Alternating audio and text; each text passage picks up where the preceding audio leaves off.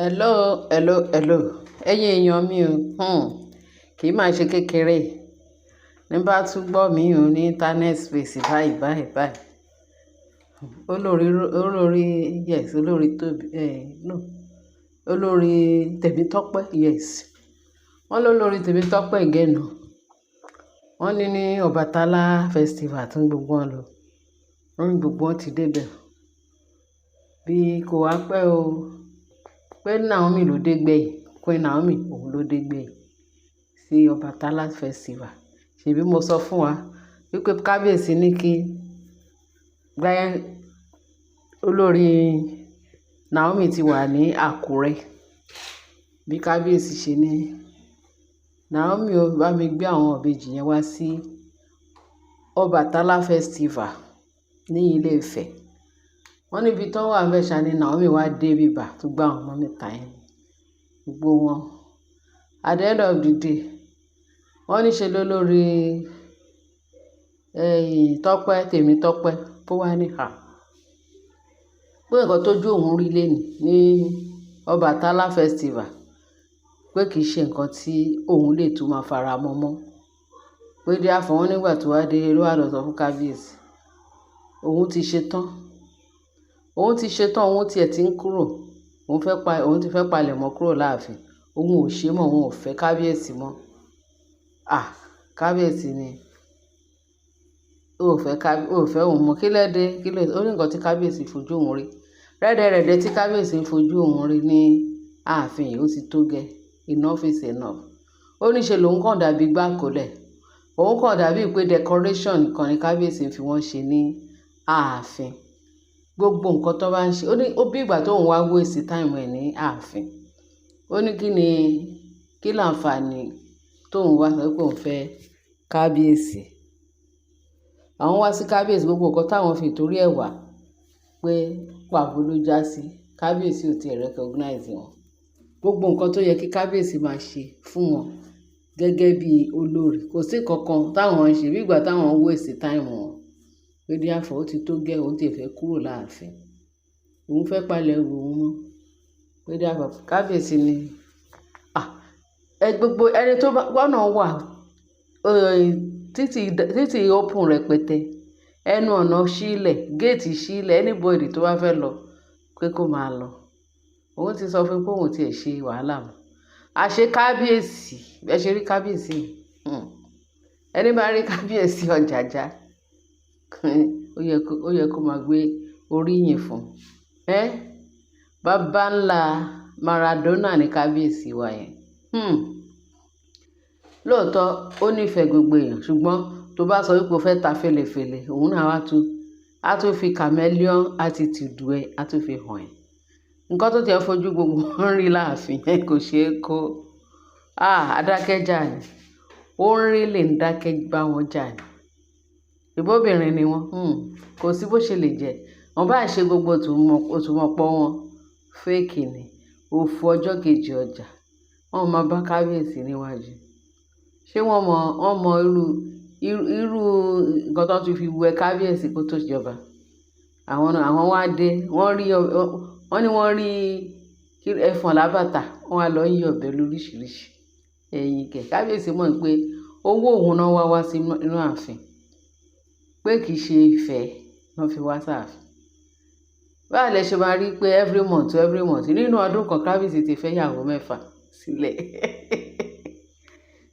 Níbi tẹ́ ti máa mọ̀ pé kábíyèsí bàbá ńlá Maradona ni. Ìfẹ́ tiẹ̀ nígbà tí kábíyèsí fi ojú kòkòrò obìnrin ó hu ìwà yẹn fún wọn. Ṣùgbọ́n nǹkan tí kábíyèsí fẹ́ ṣe nínú ẹ̀ ó wà ńbẹ̀. Òun ò wá mọ̀ pé Naomi tóun fẹ́ ṣe nǹkan yẹn fún ọmọ kékeré ni. Ẹ jẹ́ kí n máa ṣe bọ́ ọmọdé ni. Naomi ọmọdé ni. Ọmọdé ló fi wo Naomi.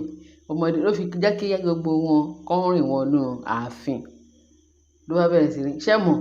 Kábíyèsí ò ní intention láti fẹ́ gbogbo wọn. Ó kàn fẹ́ fi wọ́n máa while away time. Ẹ mọ̀ pé young boy ni. Kábíyèsí wa is a young boy. Kí ni ìwà lára ẹ̀? Ìwà ọmọdé yìí wà lára ẹ̀. kò tí ì ṣetán láti máa wí kí ọmọdé yìí ni ṣó yé wa. Imagine àsìkò tí kábíyèsí fẹ́ Naomi, imagine àsìkò tí ó bẹ̀rẹ̀ sí ní gbóbìnrin wọlé ṣó yé yín. Ó lójú kò mú kò lọ ní kábíyèsí wa, àmọ́ yẹn. He is a fine boy, a handsome boy, yes, àmọ́ yẹn. Bẹ́ẹ̀ àwọn olórí oṣù ẹgbẹ́ tó ń kó wọlé inú wọn ń dùn. Wọ́n ní ikú ń jọ̀gẹ̀dẹ̀, ó ń rèdì, kò mọ̀ pé nǹkan tó máa jẹ ikú gbẹ̀yìn ó dúró dè ní ọjọ́ iwájú. Òun ni kábíyèsí ṣe fún wọn báyìí. Imagine wọ́n ní wọ́n ti fi olórí Mariam wọ́n fi dá àṣẹ àwọn ẹ̀gbọ́n kábíyèsí torí ìwọ̀nba wọ́n ti rí pé ìwọ̀n bọ́ ṣe discover pé olówó ni wẹ́ṣẹ́ wọ́n ń ṣàkópẹ́ owó wà lọ́wọ́ yẹn Mariam. Òun náà fi tì fún kábíyèsí, wọ́n ti spin ẹ̀gbọ́n àbá àbúrò wọn. Wo ẹ jẹ́ ká fi lè fún yín. Ṣẹ́rí Naomi yẹn ó kéré fún yín. Naomi yẹn ò tiẹ̀ ṣe ọmọ tí kò tiẹ̀ ẹ ga ju gbogbo yẹn lọ. Bébì ni Naomi kìíní kan náà wá bẹ̀rẹ̀ sí ní ṣe oríṣiríṣi náà ti Mary fún. Mary náà wá ṣe wípé wọ́n dẹ̀ wọ́n pé Mary kẹ̀rẹ̀ adélébọ̀ ni ó fọkọ́ ọ̀lẹ̀. Ó wá ní so nǹkan tí ọmọ kékeré yìí fẹ́ máa jẹ lélẹ̀ bó ṣe yáyá fi òtòrò pọ̀ ó tún mọ́ pọ̀ tó fi ọba lé tó bẹ̀rẹ̀ sí ní da ààfin láàmú tó jẹ kábíyèsí pẹ̀lú òtúmọ̀ pọ̀.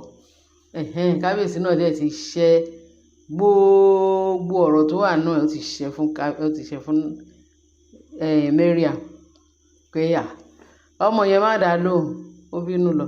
No, ẹgbẹ́ rántí nǹkan tí mo kọ́kọ́ sọ, kò ní tẹ̀sán kó fẹ́ àwọn obìnrin yẹn wọlé, believe you me.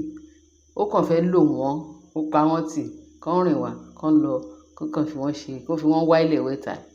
Ìyàwó gidi tó ní lọ́kàn tó fẹ́ ní ọjọ́ ayé ẹ̀ ni Naomi.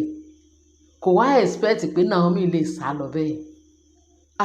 Ọmọ kékeré ìyá ṣòwò gbọ́n, ọmọ bó ti ẹ̀ gbọ́n, wọ́n máa fún advice ni.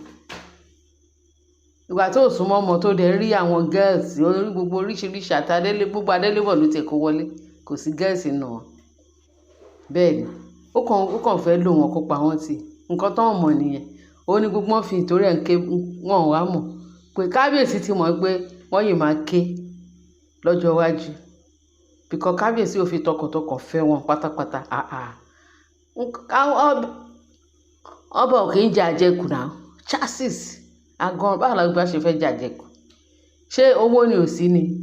Àbí handsome ni kábíyèsí ò ní ni ò sí lára ẹ̀? Àbí iyì ni ò ní?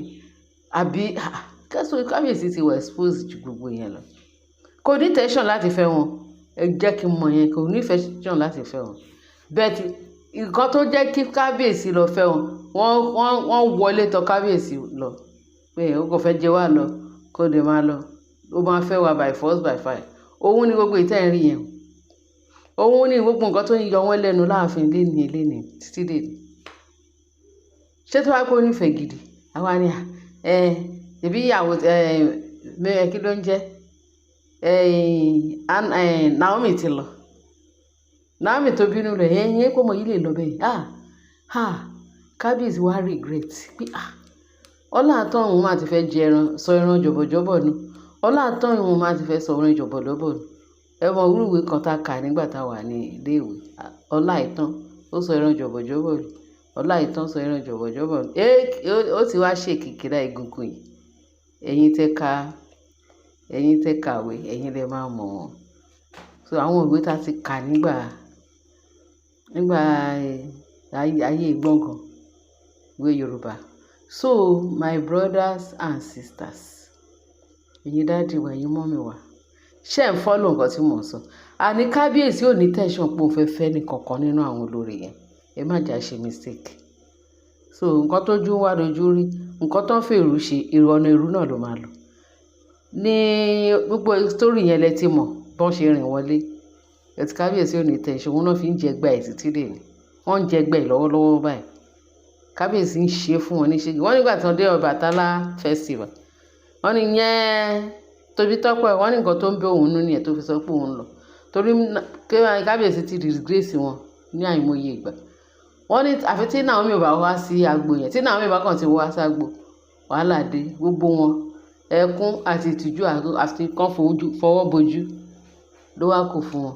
Wọ́n ní Naomi tó dé gbẹ̀yìn, Naomi ní kábíyèsí introduce ní gbogbo congregation, gbogbo bíbẹ̀ yẹn ṣe tóbi tó, àtàwọn àlejò àti gbogbo Ifẹ̀ wọ́n kún bẹ̀.